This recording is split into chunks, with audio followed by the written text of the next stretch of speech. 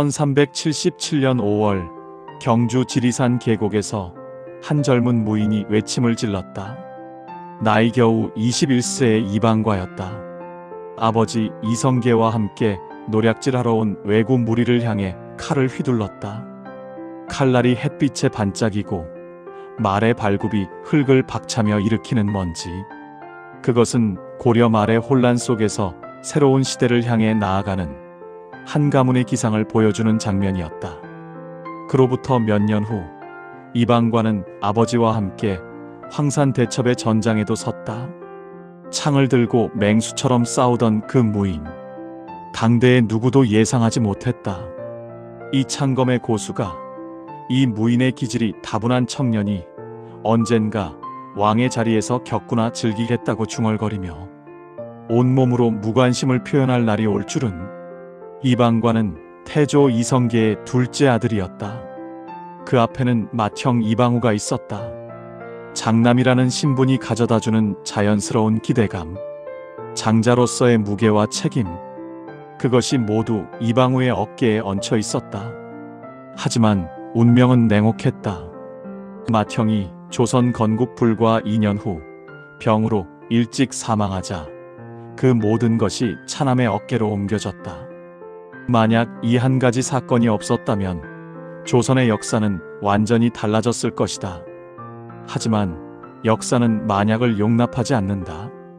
조선을 건국한 이성계에게는 여러 아들이 있었다.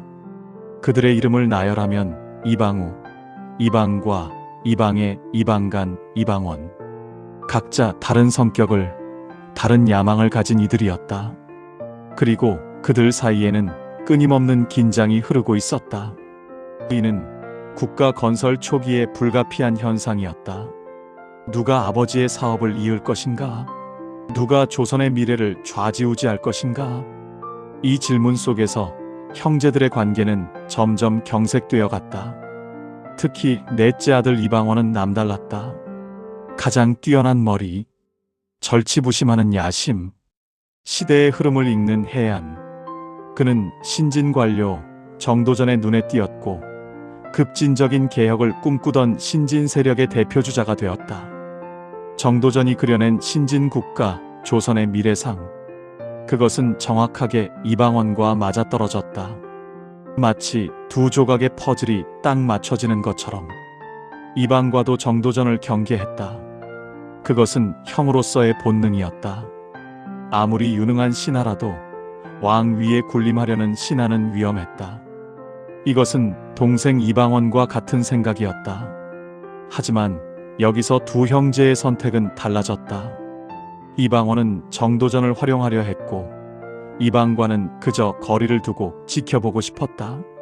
이방과는 권력의 쟁탈보다는 형제 간의 우애를 더욱 소중히 여겼다. 흥미로운 것은 이 두 형제의 관계였다.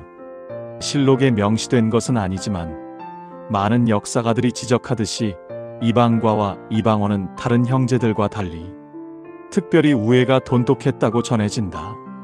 형과 동생 사이의 순수한 감정. 그것이 나중에 조선의 운명을 바꾸는 결정적인 순간에 작용했을 가능성이 높다.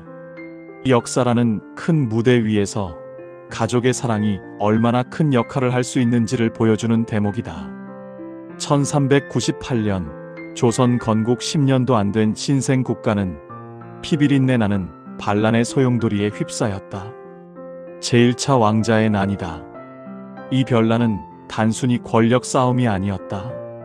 그것은 조선의 건국 정당성과 앞으로의 정치체제를 둘러싼 근본적인 고민이 터져나온 것이었다. 정도전의 신진 이상과 태조의 보수적 통치 철학이 충돌했고 그 충돌의 와중에 형제들의 목숨까지 오갔다. 그날 이방과는 병석에 있던 아버지의 쾌유를 기도하기 위해 제사를 준비하고 있었다. 종교적 경건함으로 가족의 평안을 빌고 있던 그 순간 변란의 고함이 궁궐을 뒤흔들었다. 이방원이 움직였고 칼과 창이 부딪혔다. 결과는 처참했다. 맏형이 아닌 다른 형들과 이복형 이방석이 죽었고 권력을 장악한 정도전도 반란군에게 걸려 참수되었다. 형제의 피가 흙을 적시었다. 이 혼란 속에서 이방관은 어떤 선택을 했을까? 그는 권력 게임에 참여하지 않겠다고 다짐했고 신속하게 몸을 피했다. 정치가 아닌 생존 전략이었다. 한 형제를 제거하는 데 성공한 이방원이 자신의 행동을 어떻게 받아들일지 알 수 없었기 때문이다. 이방과의 침묵은 권력을 포기하는 것이자 동시에 생명을 지키는 현명한 선택이었다. 하지만 역사는 이방과에게 선택의 여지를 주지 않았다. 이방원이 직접 왕위에 오를 수 없었다. 이유는 단순하면서도 명확했다. 자신의 형을 제거하고 신하까지 죽인 자가 왕이 되었을 때 어떤 일이 일어날까? 백성들의 신뢰는 한순간에 무너질 것이 자명했다. 새로 지은 조선의 정통성이 흔들릴 것이 뻔했다. 조정의 신하들도 지식인들도 모두 이를 알고 있었다. 형제를 죽인 임금을 따를 수 있을까? 그때 이방원의 눈에 들어온 인물이 바로 형 이방과였다. 청렴함으로 이름난 형, 권력에 욕심 없는 형, 형제 사이를 아끼고 가족의 평안을 바라는 형. 이방원의 계산은 명확했다. 이방과를 왕세자로 삼고 자신은 그 뒤에서 실권을 잡으면 형식적으로는 조선의 정통성이 유지되지 않을까? 역사의 혼탁함을 정당성이라는 베일로 감쌀 수 있지 않을까? 그리고 더 중요하게는 자신을 경계할 형이 없다면 권력을 더욱 견고하게 장악할 수 있지 않을까? 그렇게 이방과는 원치 않는 왕세자의 자리에 올랐다. 형제의 사랑과 신뢰라는 이름으로 그는 스스로를 가두는 감옥으로 들어갔다. 조선의 첫 번째 한양왕. 그러나 그는 왕이 아니었다. 1400년 이방과는 조선 제2대 국왕 정종으로 등극했다. 역대 조선 국왕 중 처음으로 한양에서 즉위한 왕이었다. 새로 천도한 그곳에서 새로운 시대의 왕이 탄생했다는 의미였다. 하지만 이 순간 정종 자신이 가장 잘 알고 있었다. 그는 진정한 의미의 왕이 아니라는 것을. 실권은 모두 동생 이방원이 쥐고 있었다.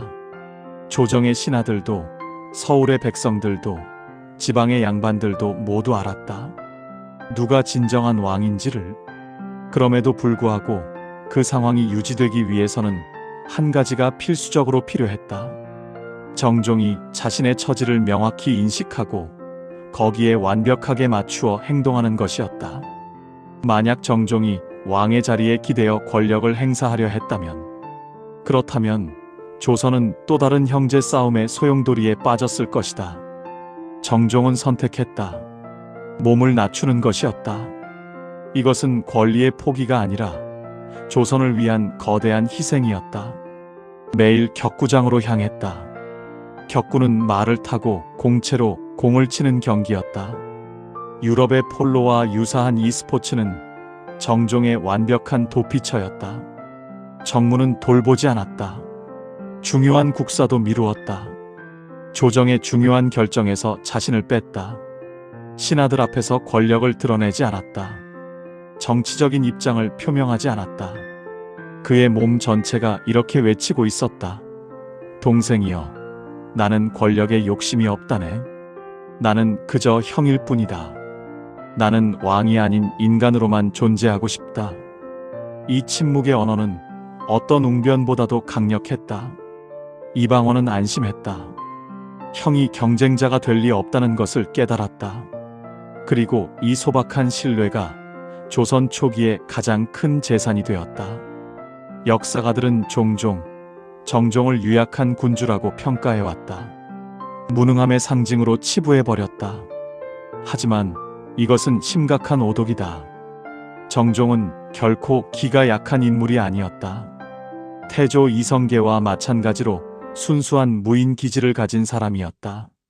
지리산의 외구 토벌에서 보여준 용맹함, 황산 대첩의 격렬한 전투에서 보여준 무술, 그가 펼친 칼과 창은 야수처럼 날카로웠다. 다만 이방원과 비교되자 상대적으로 유약해 보였을 뿐이었다. 정종은 단순히 유약하지 않았다. 그는 평화주의자였다. 자신의 위치를 정확히 이해했고 거기에 완벽하게 적응했다. 허수아비 왕이라는 현실을 받아들이고 거기서 최대한의 안정과 편안함을 누리는 길을 찾았다. 그것은 지혜였다. 역설적으로 정종은 왕위에 있던 어떤 군주보다도 심리적으로 자유로웠을 것이다. 권력의 무게에 짓눌리지 않았기 때문이다. 매 순간을 쫓기지 않아도 되었다. 매 결정을 혼자 짊어질 필요가 없었다. 혹시 조선의 모든 왕 중에서 가장 행복했던 왕은 정종이 아니었을까? 역사의 기록 너머에서 이런 질문이 떠오른다. 정종이 비록 실권은 없었지만 몇 가지는 할 수 있었다. 그중 가장 중요한 것이 바로 왕의 결정권이었다. 이는 형식적 권한이 아니라 실질적인 국정 운영의 한 축이었다. 그리고 정종은 그 권한을 과감하게 행사했다. 한양으로 천도한 지 불과 5년 만에 수도를 다시 개경으로 옮기기로 결정한 것이다. 이것은 단순한 도시 이전이 아니었다. 이는 조선 초기의 최대 현안이었고 신생 국가의 정통성을 좌우하는 중대한 결정이었다. 그렇다면 정종은 왜 이런 결정을 내렸을까? 풍수지리적으로 한양이 좋다고 믿고 옮겼건만 그 땅에서 형제의 비극이 터졌다. 제1차 왕자의 난이 일어난 것이다. 정종의 마음속에는 깊은 상흔이 남았을 것이다. 한양은 더 이상 신생국가 조선의 영광스러운 도읍이 아니라 형제가 칼을 겨누고 피를 흘린 저주받은 땅으로 느껴졌을 것이다. 물리적이든 심리적이든 환도의 필요성이 자리잡고 있었다. 옛 도읍 개경으로 돌아가면 그곳에서 새롭게 시작할 수 있지 않을까? 과거의 상처를 씻어낼 수 있지 않을까? 하지만 이 결정이 누군가에게는 악몽이었다. 바로 아버지 태조 이성계였다. 그의 심정을 생각해보면 의기양양하게 개경을 떠나 한양에 새 도읍을 만들었다. 그곳에서 아내를 잃었다. 아들도 잃었다. 애지중지하던 신하, 정도전까지 잃었다. 조선 건국의 큰 꿈을 품고 옮긴 그 도시에서 모든 것을 잃었다. 그리고 이제 초라하게 다시 개경으로 돌아가야 한다니. 태조의 심정이 어땠을까? 역사는 침묵하고 있지만 그 침묵 속에는 깊은 한숨, 무거운 후회, 그리고 복잡한 감정들이 뒤얽혀 있었을 것이다. 그러나 역사는 정종의 환도 계획을 좌절시켰다. 개경으로 돌아가자마자 또 다른 비극이 터졌기 때문이다. 개경으로의 환도는 새로운 재앙을 불러왔다. 제2차 왕자의 난이 터진 것이다. 이번에는 이복 형제 사이가 아니라 동복 형제 사이의 비극이었다. 혈통의 유대가 가장 강한 형제들 사이에서 칼이 맞닥뜨렸다. 역사의 아이러니는 때로 이렇게 처절하다. 방간의 난 또는 박포의 난이라 불리는 이 변란의 중심에는 이방간이 있었다. 이방원의 바로 윗형인 이방간. 그는 자신의 권력 배제에 깊은 불만을 품고 있었다. 왕세자 이방원이 모든 권력을 독점하고 있었고 자신은 왕의 형이면서도 무기력하게 밀려나 있었다. 이것은 형으로서의 자존심을 상하게 하는 일이었다. 이방간은 제1차 왕자의 난 때 큰 공을 세웠던 박포라는 인물과 손을 잡았다. 박포도 자신의 공을 충분히 평가받지 못했다며 불만이 터져 있었다. 이 두 사람의 불만이 만나면서 반란 계획이 구체화되었다. 이방원을 제거하고 권력 구도를 재편하려는 계획이었다. 하지만 모든 반란이 그렇듯이 이 계획도 드러났다. 이방간의 반란 계획이 드러났을 때 정종은 즉시 행동했다. 그는 동생을 불러들였다. 이것은 정종이 왕의 위치에서 할 수 있는 가장 강력한 행동이었다. 이 싸움에는 승산이 없다. 너의 목숨을 보장할 테니 궁궐로 들어오거라. 그것은 왕으로서의 마지막 보호 기능이었다. 하지만 이미 늦었다. 반란은 터졌고 칼과 창이 부딪혔다. 이방원이 형을 진압했다. 여기서 역사의 또 다른 전환점이 나타난다. 이방원은 동생이지만 친형인 이방간을 죽이지 않았다. 이것은 단순한 형제의 반로가 아니었다. 정치적 현실의 계산이었다. 친형을 죽인 임금이라는 오명은 조선의 정통성에 치명타를 입히는 것이었다. 이미 제1차 왕자의 난으로 형제를 죽인 혐의가 있는데 여기서 또 형을 죽인다면 신하들의 신뢰는 완전히 무너질 것이었다. 민심은 흉흉해질 것이었다. 역사 속에서 형을 죽인 임금이라는 꼬리표가 영원히 따라다닐 것이었다. 대신 이방원은 별난의 책임을 묻기 위해 박포를 참수했다. 이것이 정치의 현실이었다. 신하의 목을 자르는 것이 형의 목을 자르는 것보다 심리적으로, 정치적으로 훨씬 수월했기 때문이다. 형은 살리고 신하는 죽이는 것. 그것이 왕권 유지의 최선의 방법이었다. 제2차 왕자의 난을 거치면서 정종의 입지는 더욱 좁아졌다. 동생이 형을 살린 것이 세간에서는 왕의 자비로움이라고 말하였지만 실제로는 왕의 무력함을 드러내는 것이었다. 이제 정종은 정말로 상징만 남은 존재가 되어버렸다. 궁궐에는 왕이라는 이름만 있고 실질적인 국정 운영은 모두 이방원의 손에 있었다. 더는 왕위에 있을 이유가 없었다. 정종은 조용히 준비했다. 권력을 동생에게 넘겨주는 작업을 말이다. 이것은 결정이 아니라 필연이었다. 그리고 이것은 정치의 관점에서 보면 놀랍도록 영리한 절차였다. 첫 번째 단계는 이방원을 왕세자로 삼는 것이었다. 혈족으로는 왕의 동생이라는 왕세제로 삼아야 하지만 정종은 과감히 이방원을 자신의 양자로 삼겠다고 선언했다. 이를 통해 왕세자로 삼은 것이다. 이것은 단순한 형식의 변화가 아니었다.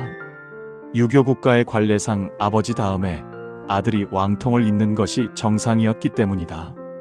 동생을 아들로 삼음으로써 왕통 계승의 정당성을 확보한 것이다. 동시에 정종은 모든 군 통수권을 이방원에게 넘겨주었다. 이는 나는 더 이상 왕이 아니다라는 선언과 다름없었다. 군권은 왕권의 최후의 보루였다. 그것까지 넘겨준다는 것은 모든 것을 포기한다는 뜻이었다. 신하들도 백성들도 무엇보다 이방원 자신도 명확하게 이해했다. 이제 권력의 중심은 전적으로 이방원에게 있다는 것을. 그리고 정종은 상왕이 되어 정치 무대에서 완전히 물러났다. 이방원은 조선 제3대 국왕 태종이 되었다. 역사 속에서 태조 이성계에서 태종 이방원으로 이어지는 권력 계승의 사슬이 완성되었다. 그리고 그 사슬의 중간에 정종이 있었다. 다리로서, 징검다리로서. 정종이 왕위에서 물러난 후 살아간 시간은 약 20년이었다. 왕으로서의 2년, 상왕으로서의 20년. 역설적이게도 상왕으로서의 삶이 훨씬 길고 풍요로웠다. 그 20년이 얼마나 평온했는지 말년에는 권력욕 많던 태종 이방원도 형의 삶을 부러워했다고 한다. 실록의 기록을 보면 태종 말년에 두 형제가 술잔을 기울이는 장면이 자주 나타난다. 함께 시간을 보내는 모습이 빈번해진다. 고독감에 잠긴 태종이 상왕이 된 형을 찾아 어울려 노는 시간들. 거기에는 형에 대한 사랑도 있었을 것이고 자신의 권력이 가져다준 외로움에서 벗어나고 싶은 갈망도 있었을 것이다. 정종은 그 시간들을 얼마나 편안하게 누렸을까? 더는 왕의 책임이 없었다. 더는 권력의 무게를 견디고 있지 않았다. 더는 신하들의 눈치를 봐야 하지 않았다. 더는 국정을 결정해야 하는 부담이 없었다. 형으로서, 아버지로서, 그리고 단순한 인간으로서 자유로웠다. 이것이 정종이 찾은 삶의 방식이었다. 왕의 자리에서 내려옴으로써 얻은 진정한 자유. 권력의 정점에 있던 자들은 종종 말한다. 권력이 많을수록 외로움도 크다고. 하지만 정종은 다른 길을 택했다. 권력을 내려놓음으로써 외로움도 함께 내려놓은 것이다. 정종은 63세를 누리며 천수를 마감했다. 당시 왕들의 평균 수명을 생각하면 이것이 얼마나 긴 시간인지 가늠할 수 있다. 영조 83세, 태조 이성계 74세, 고종 68세, 광해군 67세. 정종은 그들 다음으로 조선 역대 국왕 중 5번째 장수를 기록했다. 이것이 의미하는 바는 무엇일까? 권력의 무게에서 해방된 삶이 얼마나 사람을 오래 살게 하는가에 대한 역사의 방증이 아닐까. 태종 이방원은 역사상 가장 강력한 왕권을 행사한 군주 중 한 명이었다. 하지만 그는 정종보다 먼저 죽었다. 권력과 장수의 관계는 정반대였다. 이것은 우연이 아니라 역사의 명확한 메시지인 것 같다. 2년이라는 짧은 재위, 그러나 남겨진 업적. 정종의 재위 기간은 약 2년에 불과했다. 마치 1대 태조에서 3대 태종으로 가기 위한 징검다리처럼 보인다. 존재감도 옅은 왕이다. 교과서에도 몇 줄 정도만 언급되는 왕이다. 하지만 그 짧은 시간 속에서도 정종은 하나의 큰 결정을 내렸다. 바로 수도를 개경으로 옮긴 것이다. 당시로서는 이것이 왕의 가장 큰 권한이었다. 한양으로의 천도는 태조의 결정이었고 개경으로의 환도는 정종의 결정이었다. 형제를 죽인 비극에서 벗어나고 싶은 마음, 신생 국가의 정통성을 회복하고 싶은 바람, 아버지의 상처를 보듬고 싶은 효심, 그리고 조선의 역사를 새롭게 써내려가고 싶은 염원. 그 모든 것이 담겨있던 결정이었다. 우리는 정종을 유약한 왕이라고 기억해왔다. 나약함과 침묵의 상징으로 치부해버렸다. 역사 교과서도 대부분 그렇게 서술한다. 하지만 역사를 좀 더 정성껏 들여다보면 거기에는 다른 인물이 있다. 자신의 처지를 명확히 파악하고 욕심내지 않고 평화를 사랑한 한 인간. 무인의 기질을 가졌으면서도 피투성이 권력 게임에서 한 발 물러선 철학자. 왕의 자리보다 형제의 우애를 택한 따뜻한 가족의 일원. 이것이 정종의 또 다른 모습이다. 조선 초기의 정치적 혼란 속에서 어떤 선택을 할 수 있었을까? 정종 대신 다른 인물이 왕세자였다면? 만약 정종이 권력을 잡으려 했다면? 만약 동생과 싸웠다면? 아마 조선은 건국 초부터 내전의 소용돌이에 휩싸였을 것이다. 그리고 그 혼란 속에서 정통성도 신뢰도 모두 무너졌을 것이다. 정종의 평온함, 그의 침묵, 그의 무능력이라고 불렸던 것들이 사실은 조선의 기초를 다지는 데 필요한 가장 중요한 미덕이었을지도 모른다. 격구를 즐기던 한 왕. 그것은 단순한 태만이 아니라 오히려 가장 정교한 정치 판단이었을 것이다. 자신을 낮춤으로써 국가를 높인, 권력을 내려놓음으로써 진정한 평화를 찾은 왕의 이야기. 그것이 정종의 삶이었다. 그리고 그것이 조선이 기억해야 할 역사다. 정종은 비록 짧은 재위 기간과 실권의 부재로 인해 역사 속에서 존재감이 약했지만 조선 초기 정치의 불안정성을 완화하고 형제 간의 신뢰를 유지함으로써 새 왕조의 기초를 안정시킨 데 간접적으로 기여했다. 또한 상황 시절을 통해 권력 그 자체와의 거리를 둔 인물로서 조선의 군신 관계에 새로운 모범을 제시했다.